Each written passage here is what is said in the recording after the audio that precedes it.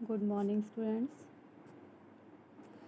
आज हम B second year में टीचिंग ऑफ होम साइंस में meaning and definitions of lesson plan या लेसन प्लानिंग इसके बारे में अध्ययन करेंगे। लेसन प्लान, जिसका हिंदी में अर्थ क्या होता है? पाठ योजना। पाठ योजना क्या है कि डेफिनेशंस देख लेते हैं स्टूडेंट्स। पाठ योजना, विनिंग और विनिंग एक वैज्ञानिक थे। उन्होंने पाठ्य योजना की एक डेफिनेशंस दी थी जो थी कि दैनिक पाठ्य योजना के निर्माण में उद्देश्यों को परिभाषित करना, पाठ्य वस्तु का चयन करना तथा उसे क्रमबद्ध रूप में व्यवस्थित करना और प्रस्तुतीकरण की विधियां एवं प्रक्रियाओं का निर्धारण करना ही क्या है? पाठ्य योजना है। कि daily lesson planning involves defining the objective, selecting and arranging the subject matter and determining the method and procedure। जो कि हम उद्देश्यों को परिभाषित करते हैं, पाठ्य वस्तु का चयन करते हैं, पढ़ाने के लिए उसे क्रमबद्ध रूप में व्यवस्थित करते हैं और उसके प्रस्तुतिकरण में जो भी शिक्षण विधियों और प्रक्रियाओं का निर्धारण करते हैं वो हमारी क्या है? पाठ्य योजना है। एक और डेफिनेशन दी थी लेडन के अनुसार। जोसेफ लेडन थे वैज्ञानिक। उन्होंने कहा था कि पाठ्य योजना को हम कागज पर स्पष्ट रूप से अंकित की जाने वाली पाठ की रूपरेखा कहकर भी परिभाषित कर सकते हैं, जिसमें पाठ से संबंधित सभी महत्वपूर्ण तथा स्पष्ट रूप से तत्व आ जाते हैं, चाहे उनका संबंध विषय सामग्री से हो या विधि से हो। तो ये भी कहा गया कि पाठ्य योजना को क्या है? हम कागज पर स्पष्ट रूप से अंकित की जाने वाली पाठ की रूपरेखा है। उसके बाद आता है हमारा need and importance of lesson plan. पाठ योजना की आवश्यकता और महत्व। पाठ योजना की आवश्यकता और महत्व क्यों पड़ती है इसकी आवश्यकता स्टूडेंट्स? सबसे पहला पॉइंट से हमारा इफेक्टिव टीचिंग, प्रभावी शिक्षण के लिए हमें अपने शिक्षण को प्रभावी बनाने के लिए पाठ्य योजना की आवश्यकता पड़ती है।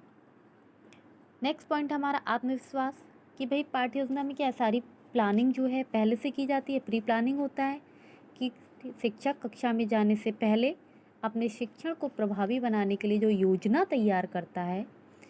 डेफिनेशंस में आपको क्लियर हुआ होगा। तो क्या है? इफ़ेक्टिव बनाने के लिए जो योजना बनाता है, इससे अब शिक्षक को जब पहले से तैयारी होगी उसको क्या पढ़ाना है, तो उसमें क्या है? सेल्फ कॉन्फिडेंस आ जाता है। जब हमें पता हो कि हमें कौन सा कार्य किस समय पर किस तरह से करना है तो हमारा आत्मविश्वास बढ़ जाता है। दूसरे, पूर्व जानकारी, प्रीवियस नॉलेज। भाई जो भी शिक्षण हो रहा है, जो भी टॉपिक उसमें पढ़ाया जा रहा है पाठ्य योजना, उसके बारे में जानकारी पर्याप्त होनी चाहिए, प्रीवियस नॉलेज हो इसके लिए। नेक्स्ट आता है हमें कि समय का अधिकतम सदुपयोग।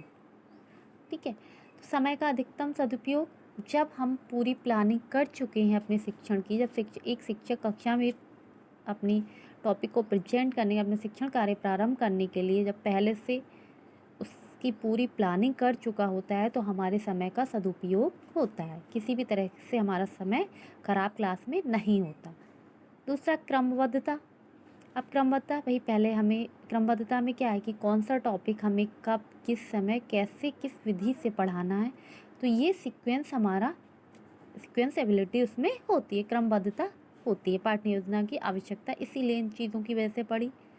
नेक्स्ट आता है हमारा अच्छी विशेषताओं का समावेश। भाई पाठ्य योजना में क्या है? पाठ्य योजना की तैयारी ही इसलिए की जाती है, पाठ्य योजना इसलिए बनाई गई है कि उसमें क्या अच्छी चीज़ों का समावेश हो सके। जो हमें कमियां हैं, जो बुराइयां हैं या जो नेगेटिव पॉइंट्स हैं उनको दूर कर उनमें अच्छी चीज़ों को इंक्लूडेड करना। और लास्ट पॉइंट आता है हमारा सीमा निर्धारण। भाई जब पाठ्य योजना हमने पूरी तैयारी कर ली, अपने जो टीचिंग है उसको इफेक्टिव बनाने के लिए हमें प्रीवियस नॉलेज भी है, हमारा सेल्फ कॉन्फिडेंस भी सही है, सीक्वेंस भी सही है, हमारे टॉपिक जो भी हम पढ़ाने जा रहे हैं, तो इसमें सीमा निर्धारण, वही टाइम ड्यूरेशन, अपने आप ही इसमें समय का कोई भी दुरुपयोग नहीं होगा। समय का सदुपयोग करते हुए जो समय सीमा है उसके अंदर ही हमारा जो भी शिक्षण कार्य करा रहे हैं हम वो समय कंप्लीट हो जाएगा। उसके बाद आते हैं हमारी पाठ्य योजना के आवश्यक बिंदु क्या हैं, important points of lesson plan. Lesson plan आपको सिखाया जाता है स्टूडेंट्स बनाना। तो सबसे पहले उसमें क्या है कि जो भी लेसन प्लान हम बना रहे हैं, जिस टॉपिक पे बना रहे हैं, उसमें क्या भाषा की सरलता, उसमें क्या नहीं होनी चाहिए, भाषा की सरलता, सिंपलिसिटी ऑफ लैंग्वेज, कि जिस हम पाठ्य योजना को बना रहे हैं उसकी भाषा सरल होनी चाहिए। नेक्स्ट आता है हमारा नॉलेज ऑफ द सब्जेक्ट, हमें विषय का ज्ञान होना चाहिए। जिस विषय से हमारी पाठ्य योजना संबंधित है उस विषय का पर्याप्त ज्ञान होना चाहिए। उद्देश्य की स्पष्टता, क्लियरिटी ऑफ ऑब्जेक्टिव्स, उद्देश्य भी क्लियर होना चाहिए। जब हमारा उद्देश्य क्लियर होगा तभी हमारी पाठ्य योजना सही व्यवस्थित बन पाएगी, क्योंकि अगर पाठ्य योजना में उद्देश्य क्लियर नहीं होगा तो आगे पाठ्य योजना क्लियर नहीं हो पाएगी और वो छात्रों के लिए प्रभावी नहीं होगी। नेक्स्ट आता है हमारा सभी विषयों का सामान्य ज्ञान आवश्यक है। भाई general knowledge of all the subjects बारे में, जब हम पाठ्य योजना बना रहे हैं तो हमें सभी विषयों के बारे में सामान्य जानकारी होनी चाहिए।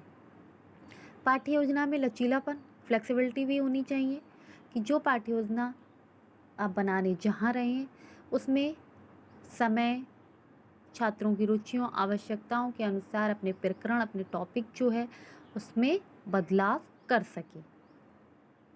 उचित सहायक सामग्रियों का प्रयोग, भाई अपनी टीचिंग इफेक्टिव बनाने के लिए सबसे मेन पॉइंट्स है कि टीचिंग लर्निंग मटेरियल का उसमें यूज़, आप जो भी उसमें सहायक सामग्री यूज़ करें। वो सहायक सामग्री आपकी जो है मॉडल्स हो सकते हैं, चार्ट हो सकते हैं, कोई ऑब्जेक्ट हो सकता है, ठीक है।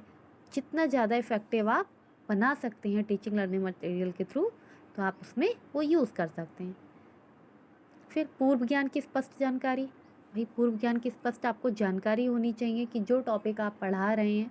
अब इंट्रोडक्शनरी क्वेश्चंस हमारे किस बेसिस पे बने होते हैं, प्री नॉलेज की बेस पे, तो हमें पूर्व ज्ञान की स्पष्ट जानकारी होनी चाहिए। इकाइयों का विभाजन, भाई पाठ्य योजना क्या है, यूनिट्स में बनी होती है, तो उसको समय अपने टाइम ड्यूरेशन के अकॉर्डिंग उसकी यूनिट्स में डिवाइड कर देना चाहिए। शिक्षण के सिद्धांतों तथा विषय अथवा नीतियों का ज्ञान, भाई शिक्षण के जो नियम, सिद्धांत हैं, विषय हैं, उनके बारे में भी जानकारी होनी चाहिए। ये है हमारे important points of lesson plan. Okay students, उसके बाद आता हमारा पाठ्य योजना के प्रारूप का पद, steps of format of lesson plan. अब जब आप इस पाठ्य योजना में क्या होती है क्लियर हो गया आपको, उसमें इम्पॉर्टेंट पॉइंट्स क्या होते हैं ये आपको क्लियर हो गया। उसके बाद उसमें स्टेप्स कौन से आएंगे, पाठ्य योजना हमारी किन किन स्टेप्स से गुजरती है। सबसे पहला आता है हमारा आइडेंटिफाई डाटा, परिचयात्मक विवरण दिया जाता है। उसके बाद आते हैं हमारे जनरल ऑब्जेक्टिव्स, आपको लेसन प्लान बताया गया है पूरा, पर सही से देख लीजिएगा कि आपके एग्ज़ाम्स में एक पाठ्य योजना बनाने के लिए स्टूडेंट्स आती है तो आप बहुत ही अच्छे से बनाइएगा। जनरल ऑब्जेक्टिव, वही सामान्य उद्देश्य जो हमारे क्या होते हैं, ये हमारे विषय से संबंधित होते हैं। जैसे फॉर एग्जांपल गृह विज्ञान का आपने लेसन प्लान बनाया तो कहेंगी भी छात्राएं गृह विज्ञान विषय के तत्वों को जानेंगी या उनके बारे में ज्ञान प्रदान करेंगी। इस तरह से विषय से संबंधित होते हैं हमारे सामान्य उद्देश्य। नेक्स्ट आता है हमारा स्पेसिफिक ऑब्जेक्टिव, विशिष्ट उद्देश्य।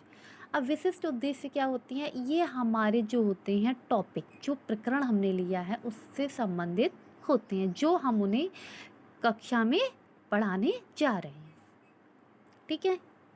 सहायक सामग्री जो भी हमने प्रकरण लिया, जो हमने टॉपिक सेलेक्ट किया है, जिस क्लास के लिए किया है, उस लेवल के, उस स्टैंडर्ड के अकॉर्डिंग हमारा सहायक सामग्री हम उसमें क्या यूज़ कर रहे हैं। सहायक सामग्री में मैंने बताया जैसे आपका chart, model, objects, 3D models, कुछ भी हो सकता है, बट इफ़ेक्टिव होना चाहिए, क्योंकि उससे हमारा जो शिक्षण होता है, टीचिंग होती है हमारी, बहुत ज़्यादा इफ़ेक्टिव होती है और स्टूडेंट्स को समझाने में भी हमें बहुत ज़्यादा आसानी होती है। उसके बाद आता है हमारा स्टेप जो आता है पूर्व ज्ञान। भाई पूर्व ज्ञान, आप प्रस्तावना सबसे पहले आइडेंटिफाई डाटा दिया आपने, जनरल ऑब्जेक्ट्स, स्पेसिफिक ऑब्जेक्ट्स, ठीक है, टीचिंग एड्स। उसके बाद हमारा कौन सा आता है स्टेप्स, पूर्व ज्ञान। भाई आपने जो है कि पूर्व ज्ञान से संबंधित करते हुए आपने प्रश्न किए, प्रस्तावना, उनकी प्री नॉलेज के बारे में आपको पता है। प्रस्तावना प्रश्न अब अपने प्रस्तावना में प्रश्न पूछेंगे पूर्व ज्ञान पे आधारित। उसके बाद आता है हमारा उद्देश्य कथन।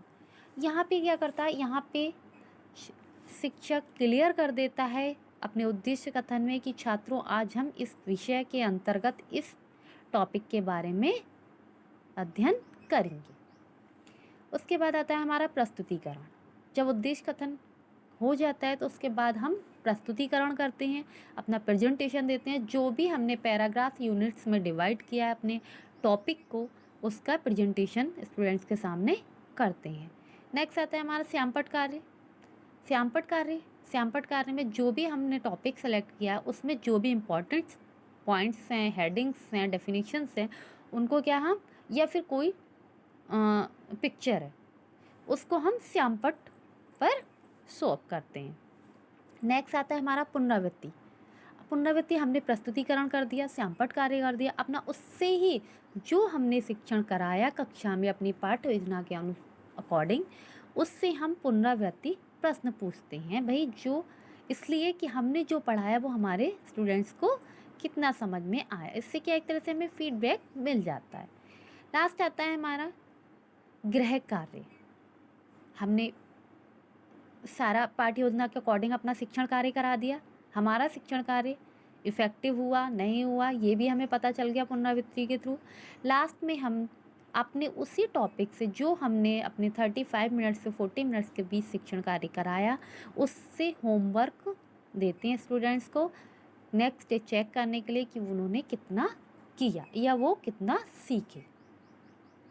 ओके स्टूडेंट्स, तो ये थी हमारी meaning and definitions lesson of lesson plan, important points of lesson plan, need and importance of lesson plan, steps of format of lesson plan. तो पाठ्य योजना का अर्थ, परिभाषा, उसका महत्व, उसकी आवश्यकता, उसके पद, इन सभी को आप बहुत अच्छे से देख लीजिएगा। ओके फ्रेंड्स, आज के लिए बस इतना है। Thank you class.